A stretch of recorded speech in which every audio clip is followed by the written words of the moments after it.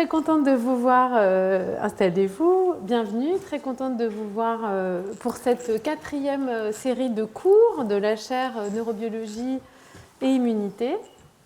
Et cette année, on va vraiment s'intéresser à l'activité neuronale dans le développement cérébral très précoce, c'est-à-dire pendant la vie prénatale, autour de la naissance, les phases vraiment très précoces du développement. Alors, pourquoi s'intéresser finalement à cette question et qu'est-ce que finalement cette problématique finalement cerne dans le contexte de la chaire? Alors, les cours précédents, vraiment on va dire le but de cette chaire et de ces cours, c'est de s'intéresser à la manière dont, d'une part, le système immunitaire et d'autre part, le système nerveux régulent les interactions avec le monde environnant, aussi bien les bactéries, les virus, le monde microscopique, on va dire, que finalement toutes les perceptions sensorielles et motrices. Et de manière classique, ces deux grands systèmes ont été étudiés de manière un petit peu séparée. Et on s'est intéressé ces 3 dernières années vraiment à des interactions croisées entre le système immunitaire et le système nerveux. Cette année, on va plus se focaliser sur le système nerveux. Alors, qu'est-ce qu'on a vu? On s'est intéressé aux fonctions de cellules immunitaires, notamment de macrophages, qui sont présents dans le cerveau dès les stades précoces et qui interagissent avec les cellules présentes dans le cerveau, les neurones, les vaisseaux, d'autres types de cellules. On s'est aussi intéressé à la fonction de ces cellules qui sont la principale composante du système immunitaire, puisque le cerveau est situé derrière ce qu'on appelle une barrière hémato-encéphalique. On a vu que ces cellules peuvent être modulées par des signaux venus de l'environnement et constituent un point d'entrée, aussi bien pour des signaux comme le microbiote, les infections virales, mais aussi comme des signaux comme l'inflammation chronique. Et on s'est intéressé aux cellules immunitaires circulantes qui peuvent être situées autour du cerveau en conditions physiologiques, leur interaction avec des structures comme le système lymphatique, aussi bien dans le développement, les fonctions physiologiques du cerveau, que dans un grand nombre de pathologies, depuis des pathologies du développement, mais aussi des pathologies du vieillissement, comme les maladies neurodégénératives. Alors cette année, on va un petit peu, entre guillemets, quitter le système immunitaire pour se centrer sur des étapes précoces de développement du cerveau. On verra la contribution de certaines cellules immunitaires de manière éparse, et on va s'intéresser au rôle de l'activité neuronale. Alors pourquoi? Parce que finalement, c'est une problématique qui est liée à la développement des circuits corticaux et à leur fonctionnement depuis, on va dire, des phases embryonnaires où on a une couche de cellules unique dans l'embryon, jusqu'à cette structure repliée, formant des aires, des circonvolutions, ici chez l'homme, le cortex cérébral, qui est responsable d'une grande quantité de fonctions importantes pour l'individu et qui, en fait, se construit au travers d'une espèce de différentes phases qui vont aller depuis la vie embryonnaire, fœtale, puis le développement postnatal, l'enfance, l'adolescence, l'adulte et enfin les phases de vieillissement. Et alors pourquoi s'intéresser à cette problématique? Parce que la manière dont se construisent les circuits va vraiment avoir une incidence sur la manière dont ils fonctionnent. On sait maintenant que des défauts de construction des circuits peuvent être associés à un grand nombre de pathologies. Alors des pathologies, on va dire, de manière assez évidente comme le retard mental, des épilepsies qui peuvent se déclencher tôt pendant la vie, mais également des troubles du spectre autistique, mais aussi des pathologies comme par exemple la schizophrénie, qui vont, entre guillemets, se manifester, où les symptômes vont apparaître chez le jeune adulte ou chez l'adolescent, et qui en fait sont associés, bienvenue, installez-vous, il y a encore des places, et qui sont associés à des défauts de développement qui peuvent aller remonter à la vie anténatale même. Alors, quand on s'intéresse au rôle de l'activité des neurones dans le développement, finalement, on va se retrouver dans un schéma et en fait, on va réfléchir dans un cadre conceptuel qui est un petit peu préétabli, qui est celui de l'inné et de l'acquis, Et on va voir que c'est très important de déconstruire absolument tout ça. Donc l'idée un petit peu reçue, qui est en fait l'état on va dire l'état de l'art dans les années 70, c'est qu'on a des programmes développementaux qui sont majoritairement contrôlés par des programmes développementaux, des programmes génétiques, épigénétiques, et qui vont permettre un câblage relativement précis des circuits déjà dès le début. Et puis, en réponse à des stimuli externes qu'on appelle l'expérience, et on va avoir une adaptation du système, et cette adaptation, cette modulation est nécessaire à la maturation normale des circuits. Si on n'a pas de stimulation sensorielle, d'expérience, d'interaction avec le monde, on peut avoir des défauts de fonctionnement des circuits corticaux.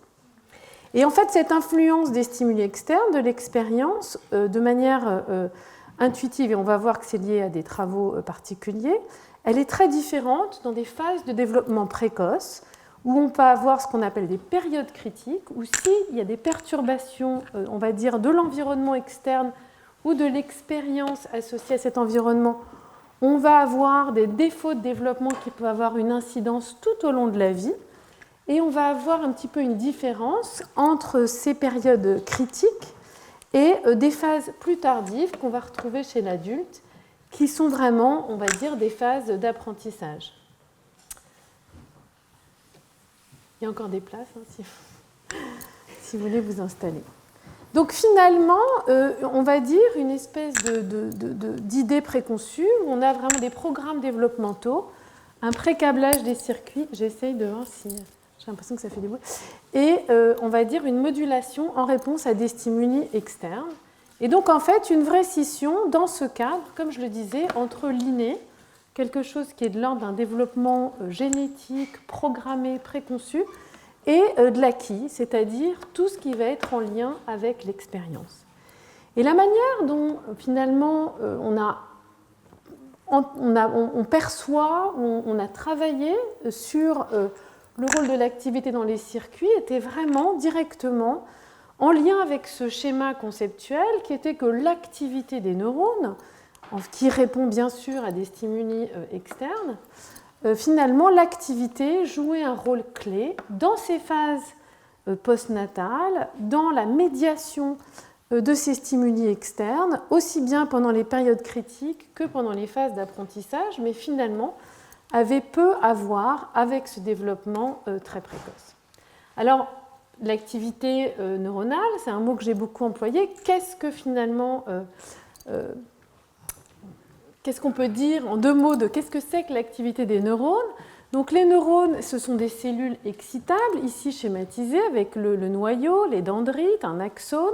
Et finalement, l'activité d'un neurone, il y a plusieurs manières, l'activité des neurones dans le cerveau, il y a plusieurs manières d'y penser, mais de la concevoir, mais en fait, on peut assez facilement récapituler que ces cellules qui sont excitables vont avoir des potentiels d'action qui vont se déplacer le long de l'axone, que ces potentiels d'action sont liés à une dépolarisation de la membrane qui se déplace le long de cet axone comme le long d'un câble, et que cette dépolarisation est permise parce que le neurone utilise une grande partie de son énergie pour maintenir des concentrations de certains ions différentes entre l'intérieur et l'extérieur de la cellule, et que si on va avoir un seuil on va augmenter le potentiel de membrane jusqu'à un certain seuil, on verra comment, on va avoir une ouverture de certains canaux ioniques qui va permettre une dépolarisation, potentiel d'action qui va se déplacer le long de l'axone. Et le potentiel d'action, quand il arrive au bout de l'axone, ici, dans ces points de liaison qui sont appelés les synapses avec d'autres neurones, on va avoir un relargage d'un neurotransmetteur, un médiateur chimique, et en fonction finalement de la capacité d'activation de ce neurone qu'on appelle présynaptique sur le neurone postsynaptique, on va avoir là aussi formation d'un potentiel d'action, une décharge et activité du neurone. Alors, comme il va falloir arriver à un certain seuil pour déclencher des potentiels d'action, il est fréquent qu'il faille avoir une série de trains de potentiels d'action dans ce neurone présynaptique pour réussir à déclencher un potentiel d'action dans la cible postsynaptique.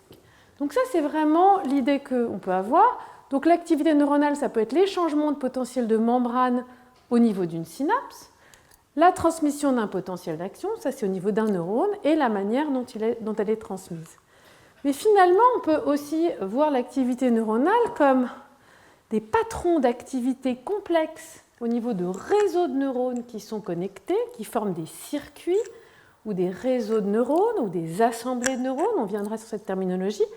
Et plus généralement, on peut aussi le voir à l'échelle du cerveau, où l'ensemble des neurones vont induire des changements de voltage qui vont être détectables avec des approches beaucoup plus macroscopiques et on va avoir des changements d'activité globaux de ces champs électriques. Donc, quand on parle de l'activité neuronale, c'est des modifications de potentiel de membrane à l'échelle d'une cellule, mais aussi des réseaux d'activité au niveau des circuits et des modulations globales au niveau du cerveau. Alors finalement, quand on pense à l'activité, donc ces transmissions, ces modifications d'activité électrique dans le cerveau, encore une fois, l'idée c'est que c'est un médiateur, un support des fonctions cérébrales et qui va être modulé, qui va, entre guillemets, porter, véhiculer, relayer les stimuli externes et le traitement de l'information par le cerveau. Alors ce cours va vraiment s'intéresser et va vraiment être focalisé sur, encore une fois, des aspects très précoces où en fait on s'est rendu compte depuis, comme je le disais, les années 70, mais très récemment, ces 15 dernières années, qu'en fait les neurones étaient électriquement actifs beaucoup plus tôt que ce qu'on croyait dans l'embryon, pendant des phases développementales, et surtout que cette activité très précoce avait un rôle majeur dans le processus d'auto-organisation des circuits. Donc en fait, l'activité, on va dire, très précoce, et on verra, il y a l'activité spontanée, l'activité évoquée, est vraiment, on va dire, un paramètre important dans ce processus d'auto-organisation, de câblage précoce des circuits. Et donc on va voir pendant ce cours, finalement, comment et pourquoi cette activité est importante, comment est-ce qu'on peut considérer finalement le rôle de l'activité dans la construction des circuits, comment est-ce que ça bouleverse un petit peu notre image préconçue, le cadre conceptuel où on n'avait que l'activité finalement associée à cette différence innée-acquis, et aussi comment est-ce qu'on peut intégrer ces modifications conceptuelles de phase développementale avec des défauts de développement, notamment dans le contexte de pathologie neurodéveloppementale. Là, on va beaucoup parler de modèles animaux, de physiologie, on va un petit peu parler aussi de l'homme quand on a des données qui sont reliées, et puis aussi finalement des questions que ça ouvre ou de comment on pourra les aborder.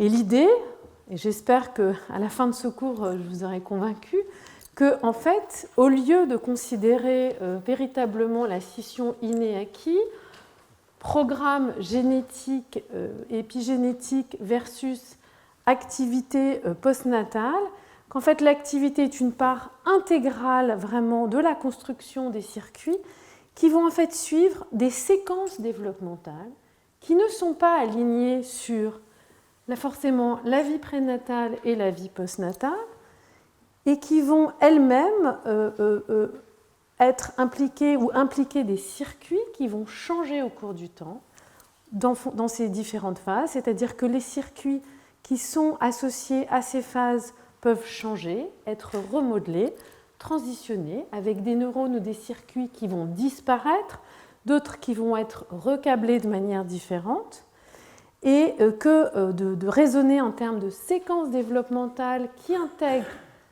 on va dire une construction génétique, épigénétique et un paramètre d'activité est vraiment, on va dire, un nouveau cadre conceptuel qui a émergé ces dernières années et qui nous permet de réfléchir vraiment différemment au rôle de l'activité dans les circuits corticaux. Alors aujourd'hui, justement, on va s'intéresser à l'activité et les phases du développement. Alors on va faire un petit peu d'historique. Pourquoi, comment l'inné et l'acquis, cette scission, ce cadre conceptuel, pour arriver, encore une fois, jusqu'à peu près aux années 70 ou 80. Un petit peu expliciter une partie technologique. Pourquoi, comment est-ce qu'on a pu regarder ou étudier l'activité de manière un petit peu différente, et une vraie révolution dans la manière de mesurer l'activité et de la manipuler, et puis justement voir ces phases d'activité spontanée évoquées dans différents aspects du développement. Le prochain cours sera vraiment dédié de manière fonctionnelle à essayer de comprendre et de disséquer ce qu'on sait sur le rôle de ces différentes phases d'activité dans la construction de cartes ou de représentations sensorielles qui sont présentes dans le cortex cérébral. Les différentes aires, mais aussi la représentation de l'espace sensoriel qui est présent dans le cerveau. Et puis les 2 derniers cours seront vraiment dédiés à l'activité dans l'assemblage des circuits, les différentes séquences. Comment est-ce que des circuits peuvent être remaniés avec des neurones qui vont disparaître, qui vont être reconnectés?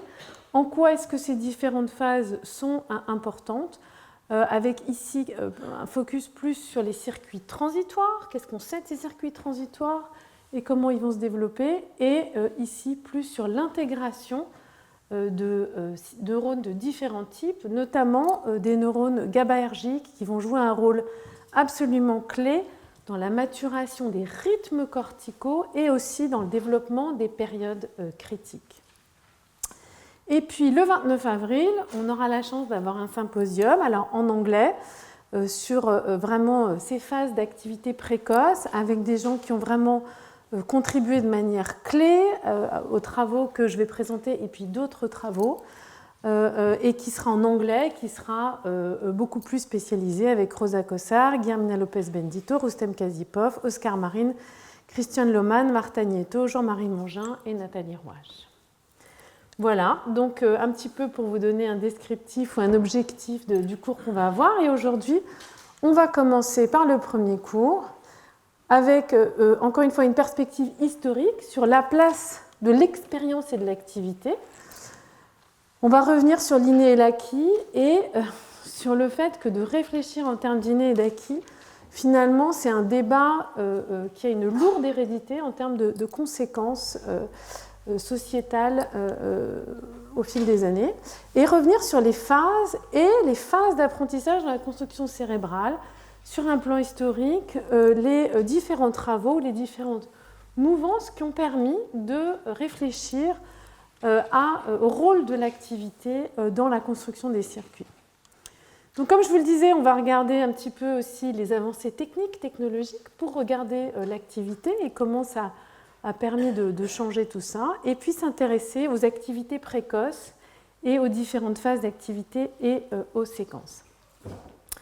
Alors, si on fait un petit retour en arrière, l'inné et l'acquis, c'est un débat qui existe pratiquement depuis qu'on a des écrits. On peut trouver énormément de travaux chez les Grecs, mais si on doit trouver une date où vraiment on peut commencer finalement à opposer ces deux notions, on peut dire que c'est vraiment le débat entre René Descartes et John Locke, où René Descartes prenait vraiment l'idée qu'il y avait des vérités innées, le cogito, des choses intrinsèques de capacité de réflexion, des instincts, des comportements innés, qui s'opposaient radicalement à l'empirisme absolument complet de John Locke, qui disait que le cerveau ou l'être humain est une tabula rasa, c'est-à-dire une feuille vierge qui était déjà évoquée ou soulevée par Aristote, et qui disait que l'être humain se construit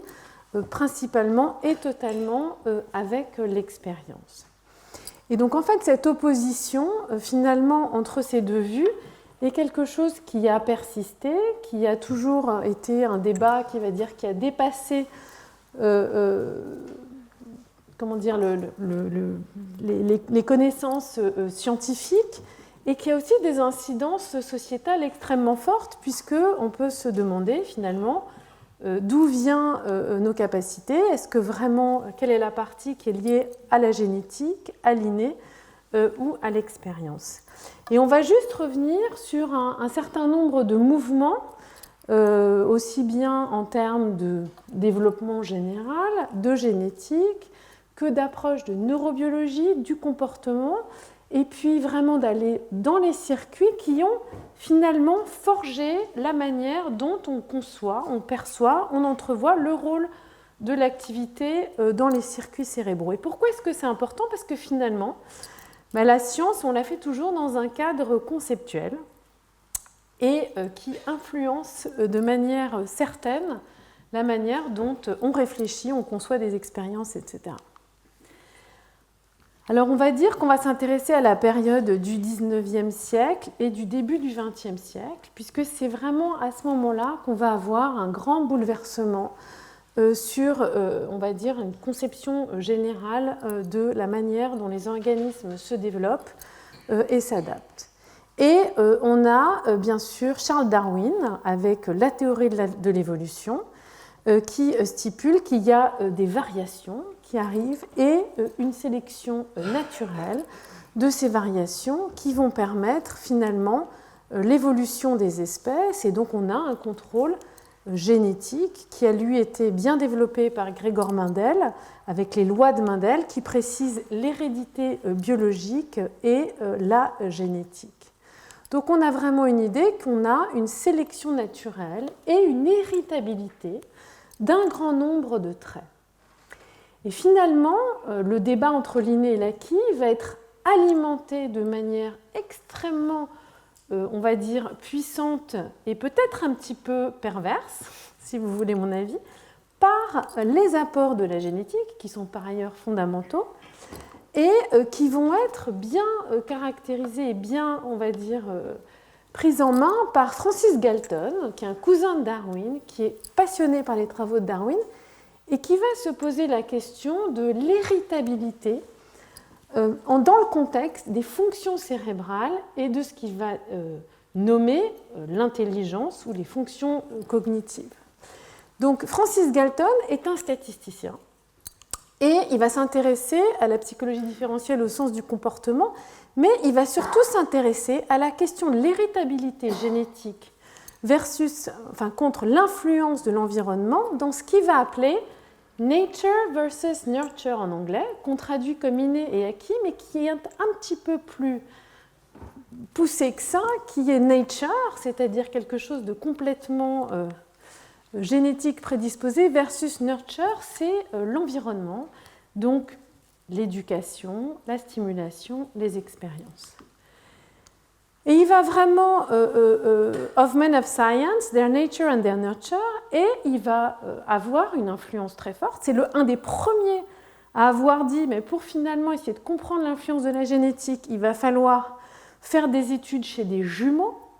Alors, on sait qu'aujourd'hui, pour regarder l'héritabilité de certaines maladies, on revient encore à des expériences pour aller regarder donc des jumeaux monozygotiques, etc., etc. Mais il va, dans ces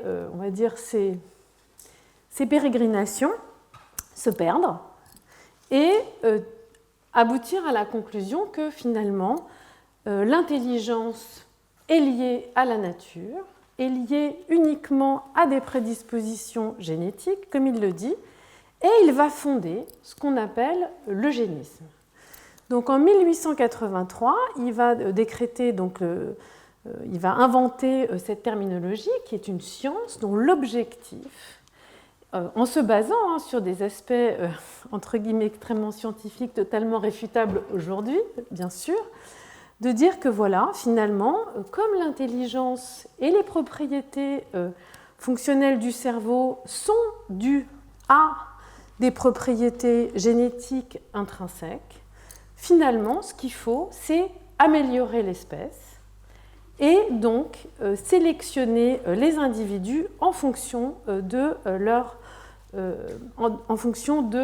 propriétés. Et en fait, l'eugénisme va avoir des conséquences absolument catastrophiques, dévastatrices. C'est un mouvement qui va, entre guillemets, donc depuis 1883 jusque, on va dire, au début du XXe siècle, on va commencer à avoir aux États-Unis des grands mouvements dirigés par différents psychologues. Donc on va avoir ici, on va dire, un mouvement qui va être une cartographie de familles qui sont porteuses, on va dire, de pathologies, où on retrouve des pathologies, notamment du retard mental. Et en fait, c'est un psychologue américain, Goddard, qui va, dès 1907-1908, importer aux États-Unis, pour justifier cette approche eugénique, qui va importer des tests qui ont été développés par Binet et par Simon, qui sont des tests qui permettent de mesurer le quotient intellectuel et l'intelligence, les premiers tests, on va dire, de QI, qui ont été développés en 1907-1908. Donc il va importer ces tests et il va faire ses arbres de généalogie et en disant, ben voilà, donc tout ce qui est lié au développement, on va dire à l'intelligence, à la capacité de réflexion, est quelque chose d'intrinsèquement génétique. Et ça va conduire de manière absolument phénoménale à des politiques de stérilisation forcée aux États-Unis qui commencent ici en 1910, 1920, 1950, qui ont perduré pendant assez longtemps. On estime à peu près à 60 000 personnes aux États-Unis qui ont subi des stérilisations forcées, notamment dans des institutions psychiatriques. Et puis, on a encore ce mouvement ou cette idée, ici qu'on voit dans une publicité. Donc l'idée, c'est que voilà, uniquement healthy seed must be sown. Et on retrouve finalement une idée d'eugénisme dans le mouvement ou l'idéologie du nazisme. Développée en 1933, on a également des politiques de stérilisation et même d'élimination, d'euthanasie de patients de certaines institutions psychiatriques, avec ici une affiche qui dit combien coûte finalement de s'occuper de personnes qui ont des problèmes et ici un retard psychiatrique.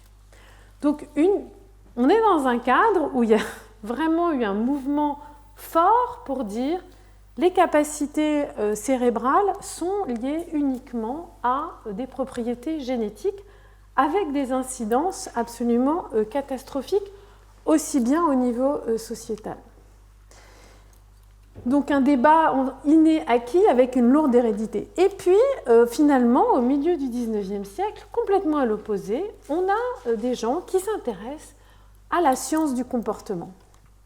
Pavlov, Thorndike et Watson, qui vont s'intéresser vraiment à l'idée de comment est-ce qu'on peut utiliser, réutiliser du conditionnement ou comment est-ce que finalement les individus, les animaux génèrent des actions dédiées en fonction d'un stimulus particulier.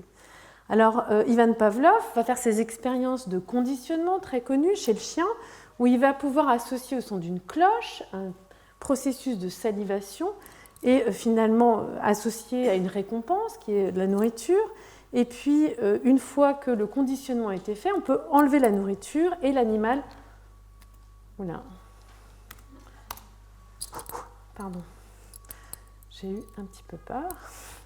Et l'animal salive, donc une capacité de conditionner, donc d'avoir un comportement particulier. Et puis, Thorndike, dans la continuation, va s'intéresser aux lois de l'apprentissage. Comment est-ce qu'on peut apprendre ? Il va établir les 3 lois de l'apprentissage, la loi de préparation. Si on n'est pas dans des bonnes conditions pour apprendre, on n'apprend pas. La loi d'exercice, plus finalement un stimulus est répété, plus il va être facile à apprendre. Et la loi des faits. Si on a une récompense ou quelque chose d'agréable associé à un événement, on va avoir plus tendance à finalement apprendre. Et on va avoir Watson qui va vraiment s'intéresser à l'association, et ce qui est un des pionniers du comportementalisme, stimulus-réponse, où on va avoir à chaque fois la capacité d'associer une stimulation et une récompense. Et il va faire des expériences qui nous paraissent complètement sidérantes aujourd'hui, notamment l'expérience du petit Albert en 1920, où il va, pour essayer d'étayer ses théories, utiliser un petit garçon de 9 mois et lui associer un stimulus effrayant à la présentation d'un animal particulier qui était un rat blanc qui ne lui faisait pas peur a priori avant ça. Et donc il va conditionner le petit Albert et dès qu'il va voir à ce moment-là le rat blanc, il va associer ça à une frayeur particulière.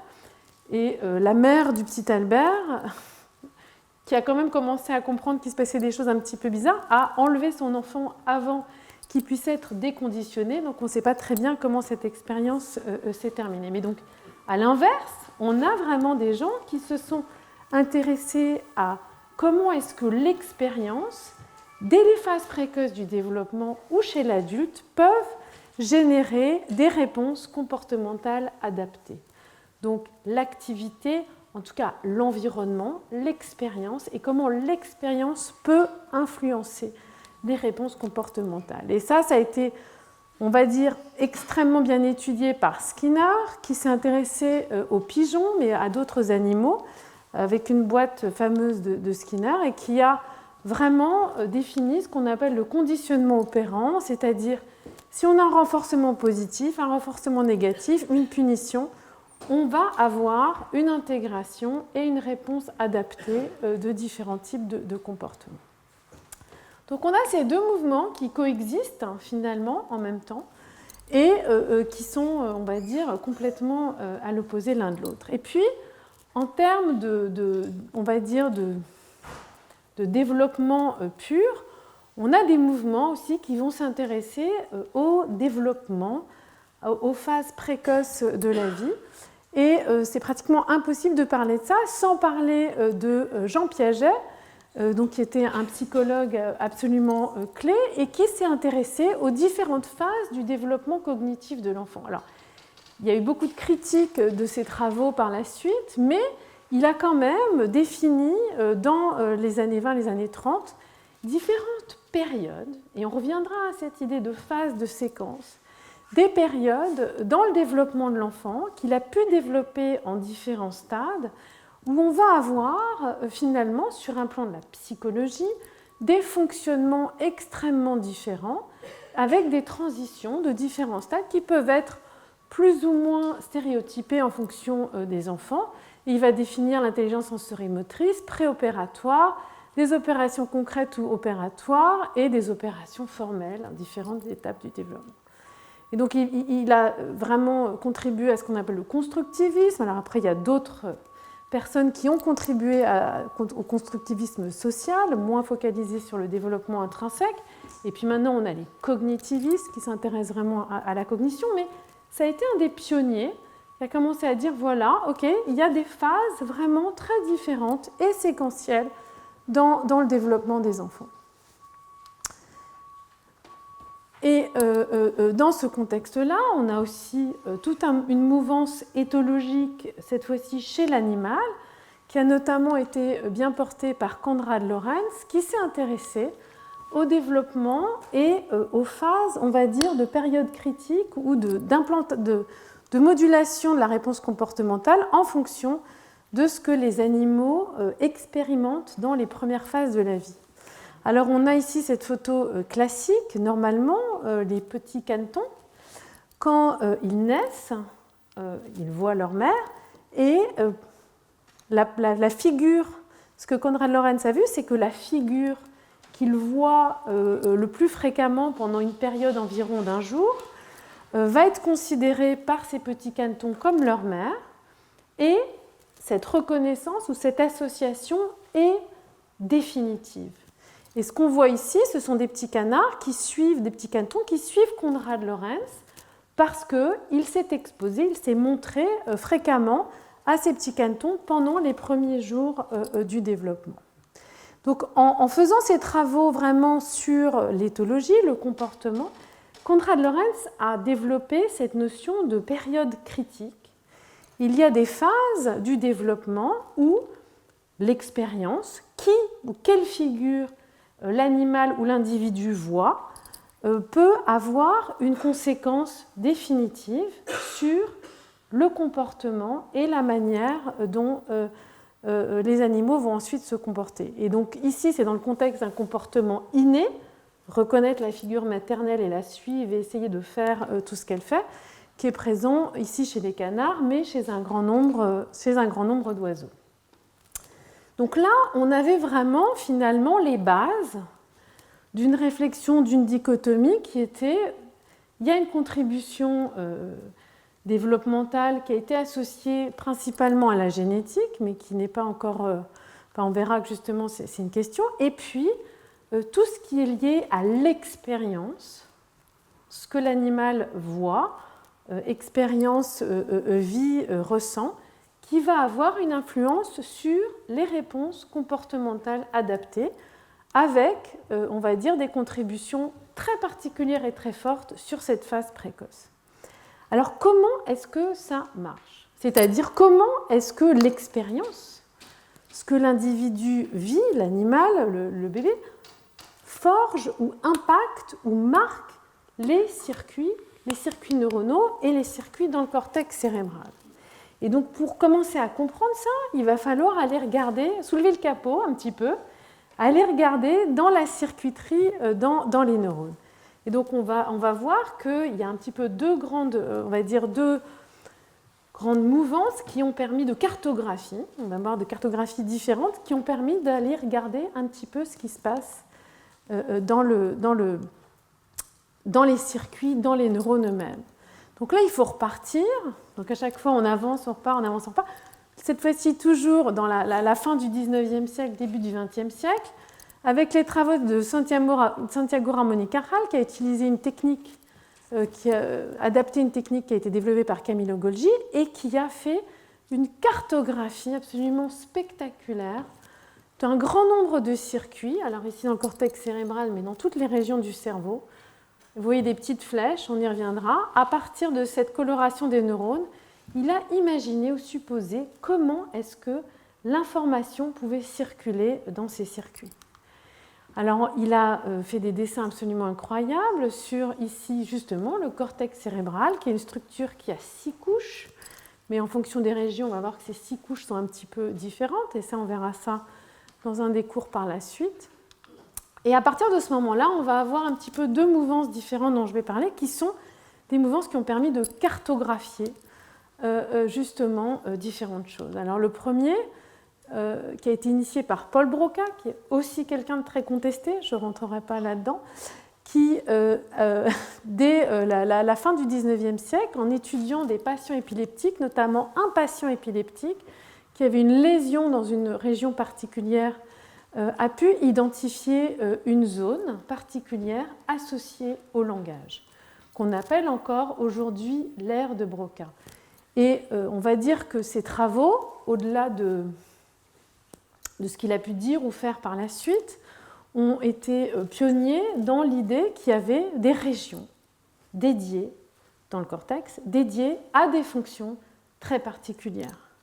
Alors pour compenser un peu Broca, on va parler de Brenda Milner, qui a montré également de manière spectaculaire beaucoup plus tard, mais de manière spectaculaire et différente, en utilisant un patient qui est le patient HM qui était atteint d'amnésie, que l'hippocampe, qui est une région corticale particulière, et les régions associées étaient essentielles pour la mémoire. Et ce sont d'ailleurs l'hippocampe et les régions associées qui sont défectueuses dans des maladies comme la maladie d'Alzheimer.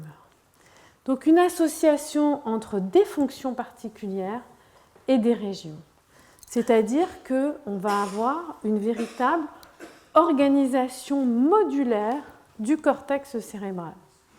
Et c'est Corbinian-Brodmann qui, en 1909, va définir, en regardant l'anatomie, la structure des neurones, l'organisation des circuits corticaux, simplement sur un plan complètement anatomique, qui va définir toutes les différentes aires, qu'on appelle aujourd'hui aires de Brodmann, chez l'homme, et où il va dire, ben voilà, ça c'est une région, il va les numéroter, ça c'est une région, ça c'est une autre, en se basant sur des petites modifications cytoarchitectoniques de ces structures, etc. Et ce qui est absolument incroyable, c'est qu'aujourd'hui, on sait que ces régions sont véritablement des régions qui ont des fonctions différentes. Alors, au sein de ces différentes régions, on va aussi retrouver une autre caractéristique dont on parlera au cours prochain, qui est l'existence de cartes sensorielles. Et celui qui a vraiment, on va dire, montré ça de manière spectaculaire, c'est Penfield, et notamment, par exemple, dans le cortex somatosensoriel, il a pu montrer qu'il y avait une carte du corps, c'est-à-dire qu'au sein d'une région qui est purement dédiée à la perception sensorielle du corps, on va avoir dans différentes régions la sensation associée ici au pied, ici tout au corps, ou ici à la main. C'est-à-dire que si on fait une stimulation de cette région, vous aurez l'impression que l'on vous touche le pied, et ici, vous aurez l'impression qu'on vous touche la main. Et donc on a un champ sensoriel complet dans une région qui est une région dédiée à la perception sensorielle du corps. Alors, il y a des caractéristiques de ces cartes. Encore une fois, on y reviendra la semaine prochaine. C'est des cartes qui ne sont pas à l'échelle. Par exemple, la main ou le visage sont beaucoup plus gros, puis certaines parties particulières. C'est des cartes qui sont un petit peu continues. Quand on touche le bras comme ça, on va toucher des régions qui sont... On va activer des régions qui sont situées côte à côte. Et elles sont un petit peu discontinues, puisqu'on a la main ici et puis on a le visage particulier. Donc on a dans notre cortex cérébral des sous-domaines, certains dédiés à la vision, certains dédiés à l'audition, certains dédiés au toucher ou à la perception somesthésique. Et au sein de ces aires, on a des cartes qui vont représenter l'espace sensoriel. Donc là, la question un petit peu sur laquelle on reviendra, c'est finalement comment se fait cette partition ? Quelle est la part génétique? Quelle est la part d'activité? Quelle est la part de modelage, de remodelage, de plasticité possible dans ces différentes cartes et dans ces différentes organisations? Un autre champ parallèle, donc une cartographie, un autre champ parallèle qui a occupé énormément de scientifiques, on va dire, depuis Santiago Ramón y Cajal, c'est finalement... On a des neurones, on a des circuits, mais comment est-ce que l'information est codée? Et aussi, finalement, comment est-ce que ces circuits peuvent apprendre? On sait qu'on a de l'information qui rentre, on sait que ça va moduler la manière dont ces circuits vont répondre la fois d'après, mais comment, quel est le support, finalement, de cette capacité extraordinaire des circuits corticaux à comprendre? Donc, c'est vraiment la notion d'apprentissage. Comment est-ce qu'après un stimulus, le même circuit peut répondre de manière différente?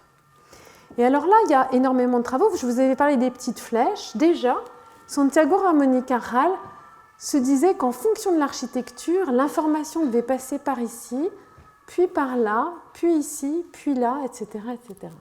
Et alors, ce qui est assez remarquable, c'est qu'il a pratiquement toujours raison. Donc, en fonction de l'anatomie, on peut savoir comment l'information circule. On va avoir des grands neurophysiologistes qui vont commencer à s'intéresser à comment est-ce que les circuits peuvent être câblés. On a notamment Laurent Tedeno qui va imaginer que pour avoir une activité, il va falloir qu'un circuit soit récurrent, c'est-à-dire que des neurones puissent être connectés de manière réverbérante, mais celui qui va vraiment révolutionner, on va dire, la théorie de l'apprentissage, alors que... Bon, alors, j'espère qu'il va tenir jusqu'au bout. Celui qui va révolutionner la théorie de l'apprentissage, alors qu'on savait quand même très peu de choses au moment où il a fait ses théories, c'est Donald Hebb. Donald Hebb, 1949, qui arrive avec une théorie, c'est un élève de Lashley, d'un autre neurophysiologique psychologue qui s'intéressait à la mémoire, où était localisée la mémoire, et il va dans son ouvrage The Organization of Behavior, a Neuropsychological Theory, il va poser des bases absolument exceptionnelles et remarquables sur comment est-ce que ces circuits neuronaux peuvent apprendre. Et il propose un concept totalement à partir d'une modélisation intellectuelle, le concept d'assemblée cellulaire, d'ensemble cellulaire, d'ensemble neuronaux, tout ça c'est la même chose. Et il va dire voilà, on a des assemblées de neurones qui sont les bases des représentations mentales et de l'apprentissage. Alors, qu'est-ce que c'est que ces assemblées? C'est des structures coordonnées, où on a des neurones qui vont être coactifs, qui se développent grâce à des stimulations fréquentes, et elles se développent au fil du temps, à mesure que la capacité d'un neurone à stimuler la décharge, c'est-à-dire l'activité d'un neurone avec lequel il est connecté, augmente. Alors, pour clarifier un petit peu l'idée qui est derrière l'idée de Donald Hebb, on peut faire un petit schéma. Qu'est-ce que ça veut dire? Ça veut dire qu'on a des neurones qui vont, de manière anatomique, être plus ou moins connectés et qui vont être plus ou moins connectés pour des raisons différentes. Et puis, on a un stimulus qui va activer, par exemple, ces neurones ici en rouge. On a un stimulus qui va être répété, et donc ces neurones, cette assemblée, cet ensemble, va être activé de manière répétée, et le fait que ces neurones soient coactivés va renforcer les connexions entre ces neurones. Et ce qui se passe en termes de mécanistique, l'idée de Donald Hebb, c'est qu'ensuite, quand on a la stimulation d'un seul, par exemple, de ces neurones, on va avoir réactivation de l'assemblée, et que c'est ça qui va être la base de la mémoire. On peut avoir un seul stimulus et toute la représentation, l'assemblée, l'engramme, va être réactivée. Donc la base de la mémoire est la base de l'apprentissage. Et il a émis ce principe, qui était le principe de Hebb. Lorsqu'un neurone de la cellule A est suffisamment proche pour exciter la cellule B, et qu'il participe de manière répétée ou persistante à son excitation, donc son activité, et là il a fait une hypothèse totalement... un processus de croissance ou un changement métabolique, il n'avait absolument aucune connaissance, on ne savait pas du tout ce qui se passait, se produit dans l'une ou les deux cellules, de telle sorte que l'efficacité de A, en tant que cellule excitant B, augmente. C'est-à-dire, si ces cellules sont connectées et sont activées de manière corrélée, ou que par exemple ce neurone va déclencher l'activité de ce neurone-là, la connexion entre ces deux neurones va être renforcée. Et ça, c'était une théorie. C'était une théorie qui n'avait pas, entre guillemets, de base, mais qui a été véritablement un changement de paradigme dans la manière dont on percevait l'apprentissage ou les théories de l'apprentissage, et qui a été extrêmement bien résumée par Carla Schatz, qui est une grande dame qui a vraiment... J'en parlerai beaucoup pendant ce cours parce qu'elle s'est vraiment intéressée à comment l'activité forge et remodèle les circuits cérébraux. Et elle a, de manière assez... alors, très très facile en anglais, mais je vais essayer de le traduire, mais c'est moins facile. C'est « neurons that fire together, wire together ». Ça veut dire des neurones qui sont actifs en même temps, qui déchargent en même temps, vont se connecter ensemble. Et des neurons out of sync lose their link. Des neurones qui ne sont pas actifs en même temps vont perdre leur connexion. Donc un schéma conceptuel qui disait voilà, on va avoir des circuits qui vont être présents, mais c'est l'activité ou l'activité corrélée ou synchrone entre des neurones qui va renforcer leur connexion nerveuse ou pas, créer des assemblées et donc avoir potentiellement un effet sur la circuiterie. Alors ça, c'était une théorie. Donc on avait d'un côté, finalement, les comportementalistes qui disaient, Konrad Lorenz qui disait, si je me mets devant des bébés canards pendant 24 heures, les petits canetons vont me suivre. Donc on sait qu'il y a un effet de l'expérience. La théorie qui disait, de Donald Hebb qui disait, pour qu'il y ait renforcement, pour qu'il y ait mémoire, apprentissage, il faut que les connexions nerveuses soient modifiées. Et donc, on va avoir, entre guillemets, la question c'était, au niveau des circuits, comment ça se passe? Et ça, c'est des expériences qui ont été faites dans les années 60-70, qui ont démontré pour la première fois que l'expérience, l'activité neuronale liée à l'expérience pouvait changer de manière définitive la mise en place de certains circuits. Et alors, pour vous expliquer quel système ou dans quel contexte ça a été fait, il faut que je vous présente la voie visuelle binoculaire. Alors, la voie visuelle, déjà à quoi ça correspond? On a la rétine au niveau des yeux, on a l'information lumineuse, donc tout ce qui passe dans les yeux qui est perçu par la rétine, ici, donc des deux yeux. Et il y a ce qu'on appelle l'œil ipsilatéral ou contralatéral en fonction de la région qu'on va regarder ensuite au niveau des hémisphères. Les neurones qui sont situés dans la rétine envoient un axone jusque dans une région du cerveau qui s'appelle le thalamus. On y reviendra, mais donc c'est quelque chose qui est une caractéristique ou qui est présent dans un grand nombre de voies développementales. La rétine qui projette sur un noyau particulier du thalamus, qui est le corps genouillé latéral, mais peu importe, c'est une partie visuelle du thalamus.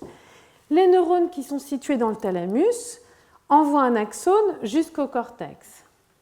Donc entre l'œil et le cortex, il y a deux synapses.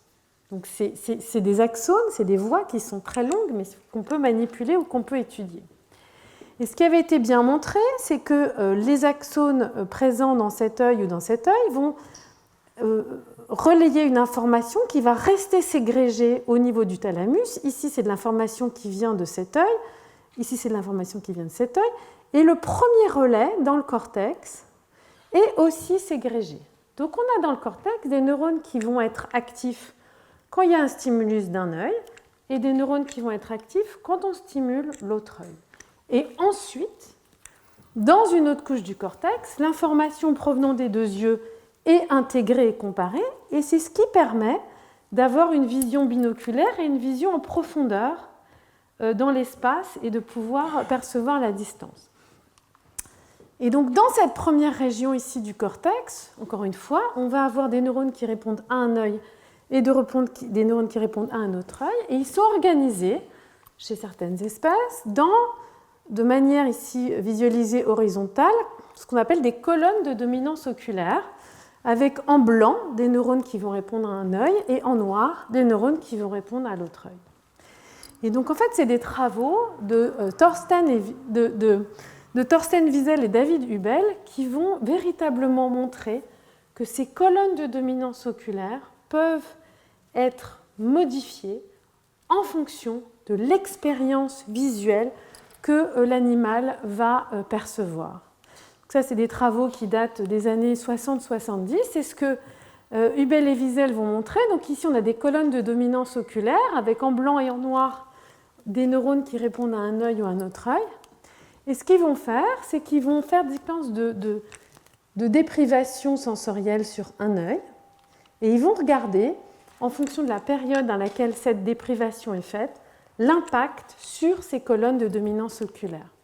Et ce qu'on voit ici, c'est qu'en blanc, le territoire qui comprend des neurones qui sont associés à l'œil ouvert s'étendent, alors que les territoires associés à l'œil qui a été, privé de stimulation sensorielle est réduite. On a un effet pendant une phase précise du développement, c'est-à-dire que la déprivation sensorielle ou la privation sensorielle a un effet uniquement pendant une phase temporelle très précise. Si on le fait avant, si on le fait après, il ne se passe rien. Et ce qui était extrêmement intéressant par rapport à la problématique qu'on a, c'est que ces modifications sont maintenues tout au long de la vie. Si on fait une privation sensorielle pendant une courte période et qu'ensuite on a à nouveau stimulation visuelle, on va quand même avoir une modification de ces structures et de ces représentations, même chez l'adulte. Donc on avait vraiment la démonstration avec ces expériences qu'une modification de la stimulation, externe de l'expérience, pouvait avoir un effet direct et à long terme sur la structure ou l'organisation des circuits. Alors ce qui a été montré par la suite, c'est qu'en fait, cette activité, ce n'est pas le cas si on enlève toute stimulation électrique, donc l'idée qu'on induit une compétition entre les deux yeux, et qu'on va observer ce qu'on appelle une plasticité hébienne, c'est-à-dire les neurones qui vont être activés préférentiellement par un œil encore actif vont être capables de récupérer le territoire donné. Alors, la notion de période critique, c'est vraiment ça, c'est quand on fait une perturbation pendant une période donnée, on peut avoir un effet permanent sur les circuits. Et ce qui est très important, c'est qu'il a été également montré que c'est lié vraiment à l'expérience. Alors, comment est-ce que ça a été montré? Par exemple, si on élève les animaux dans le noir et qu'ensuite on les expose à la lumière, on peut voir que cette période de plasticité peut être ouverte beaucoup plus tard, sur un plan chronologique absolu, si les animaux ont été élevés dans le noir. Donc on n'a pas, entre guillemets, une horloge biologique intrinsèque pour cette plasticité des colonnes de dominance oculaire. Chaque fois, ça dépend de ce qu'on regarde, mais pour cette modification, on est capable, même chez l'adulte, alors que chez un adulte qui a vécu une expérience de stimulation classique, on ne pourra pas, chez l'adulte, avoir cette plasticité. Chez des animaux qui ont été élevés dans le noir, on va pouvoir recréer cette phase de plasticité associée. Donc, une période critique qui est liée à l'expérience, et puis on verra qu'il y a des freins moléculaires ensuite à cette plasticité qui permettent de la fermer. Donc avec tous ces rappels un petit peu historiques, ou cette notion historique, on se retrouve vraiment dans cette période avec, grâce à ces travaux, vraiment l'idée que voilà, on a un précablage développemental, ensuite l'activité qui va permettre de moduler structurellement les différents circuits de manière acquise, induire une plasticité, une adaptation des circuits à l'environnement, via des stimuli externes, une période critique et un apprentissage. Et on va voir que cette vision, finalement, elle a un petit peu volé en éclats, en particulier, et grâce à des développements technologiques qui ont permis vraiment de regarder l'activité neuronale d'une manière complètement différente. Alors, je vous disais, l'activité, voilà, c'est des changements de potentiel qui se déplacent, de la transmission neurotransmetteurs, une activité, des circuits, des neurones. Donc il y a vraiment plusieurs échelles et on peut mesurer cette activité à plusieurs échelles. Mais depuis longtemps, finalement, on a une problématique qui est comment mesurer l'activité, comment est-ce qu'on peut regarder différents neurones dans différentes régions, comprendre qu'est-ce qui va être causal, qu'est-ce qui va être corrélatif, et puis comment manipuler l'activité pour tester la causalité, c'est-à-dire est-ce que l'activité qu'on observe est importante ou pas pour les processus qu'on veut regarder. Et donc là, on a des méthodes qui ont été développées de manière extrêmement classique qui permettent de regarder des échelles très différentes de l'activité neuronale. Donc on va avoir tout ce qui est patch clamp, où on va aller mesurer directement dans les neurones les modifications du potentiel de membrane et qui vont permettre de regarder des neurones qui déchargent. Et on va dire à l'opposé complet, on va avoir ce qu'on appelle les électroencéphalogrammes, où là on va pouvoir aller regarder de manière extrêmement large l'activité globale du cerveau. Donc on peut avoir un neurone ou le cerveau de manière globale. Et on a bien sûr énormément d'échelles intermédiaires. On peut aller mettre des électrodes qui vont nous permettre d'enregistrer différents neurones dans différentes régions. Mais pour vous donner un exemple on va dire du grand écart, donc le patch clamp, on vient avec une pipette mesurer les changements de potentiel dans une cellule. L'électroencéphalogramme ou l'EEG, on va déposer des électrodes sur le crâne d'une personne ou d'un animal et on va mesurer de manière très générale les changements de potentiel qui peuvent être détectés. Et par exemple, ce qu'on peut voir ici, c'est on a dans une région très particulière, on a ici un exemple de seizure, de crise d'épilepsie, qui est très localisée, où on a des changements globaux d'activité rythmique des neurones. Alors, pourquoi est-ce que je vous parle de ça? Parce que je voulais vous parler de ça parce que finalement, quand on regarde le patron de décharge d'un neurone, ou quand on regarde l'ensemble des neurones à l'échelle globale, ici, on va pouvoir identifier des choses très différentes. Et ici, quand on mesure des modifications, on va dire, très très globales du champ par EEG, on va pouvoir identifier des ondes qui ont des propriétés et des rythmicités extrêmement différentes et qui ont été bien catégorisées. Alors les ondes gamma, qui sont associées vraiment à la concentration, à la résolution de problèmes et dont des modifications d'activité gamma dans le cerveau ont été associées à différentes pathologies neurodéveloppementales, mais on a aussi par exemple les vagues θ qui sont associées à un sommeil léger ou les vagues delta très très lentes qui sont associées par exemple au sommeil non paradoxal ou à l'inconscience. Donc on a tout cet échantillonnage, cette capacité, ces signatures d'activité globale des réseaux de neurones. Et tout ça, ça a été observé finalement en regardant l'activité électrique ou des changements de l'activité électrique au niveau d'un neurone, au niveau d'une région ou au niveau global, on va dire cérébral. Et on a eu une véritable révolution à partir, on va dire, des années 80 qui touche beaucoup d'aspects de la mesure de l'activité. Donc on a eu vraiment le développement de l'IRM fonctionnel, de modification de l'EEG pour avoir vraiment une amplification très particulière.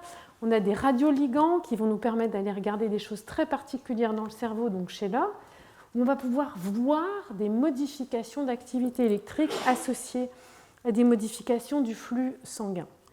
Donc voir l'activité neuronale a vraiment permis d'aller associer, par exemple, on peut voir les régions qui sont actives pendant que les gens font certaines tâches, sont dans des phases de méditation, etc. Et voir l'activité neuronale, en ce qui concerne vraiment la neurobiologie, ça a été le développement d'approches très différentes, mais qui a permis de radicalement, on va dire, changer la neurobiologie ces dernières années. Et donc, comment ou pourquoi est-ce que ces changements ont eu lieu? Il y a eu plusieurs choses. Il y a des développements de sondes qui ont permis de voir l'activité, la génétique. On a pu mettre ces sondes qui permettent de voir l'activité dans certains neurones, dans certaines régions, pas partout, et donc d'aller regarder ou comprendre ce que faisaient vraiment certains neurones. Ça a été aussi l'utilisation de Victor Viro pour faire ça. La microscopie. On a eu des développements en microscopie absolument sidérants, la microscopie biphotonique, de la miniaturisation qui a permis d'aller mettre des tout petits microscopes ou des endoscopes dans des régions particulières, etc., du cerveau. Et donc en fait, toute cette transformation, je vais vous en dire deux mots, a complètement changé la manière dont on peut aller regarder l'activité des circuits aujourd'hui dans l'animal. Et ça a permis finalement d'aller atteindre ou de commencer à comprendre cette échelle très particulière qui avait été bien postulée ou identifiée par Donald Hebb, qui est vraiment cette étape de circuits neuronaux, aller regarder comment est-ce que les différents neurones vont être coactifs, créer des assemblées qui vont se renforcer ou ne pas se renforcer. Alors, première modification, première idée un petit peu de génie, ça a été de se dire, ok, finalement, au lieu de mesurer l'activité, on va aller mesurer le calcium. Pourquoi? Parce que quand un neurone est actif, son taux interne de calcium va changer, principalement parce qu'il y a des canaux sensibles au voltage qui vont laisser passer le calcium, soit de manière interne, soit de manière externe. Donc quand un neurone est actif, les taux de calcium montent. Donc on a une lecture indirecte de l'activité, mais qui permet d'aller regarder ce genre de choses. Alors, je voudrais juste mentionner Roger Tsien, qui a été clé pour le développement d'un grand nombre de choses et de sondes visuelles, qui a commencé à utiliser des molécules qui, lorsqu'elles étaient liées au calcium ou pas, pouvaient devenir fluorescentes.